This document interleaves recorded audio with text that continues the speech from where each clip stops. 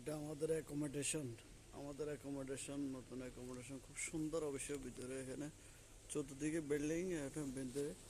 আমাদের করছে খুব সুন্দর এটা আমাদের অ্যাকোমোডেশন উপরে ওই দুটো ক্যাপসুল লিফট এখানে এই দুটো ক্যাপসুল লিফট আবার এখানে আরও 3-4টা আছে ভিতরে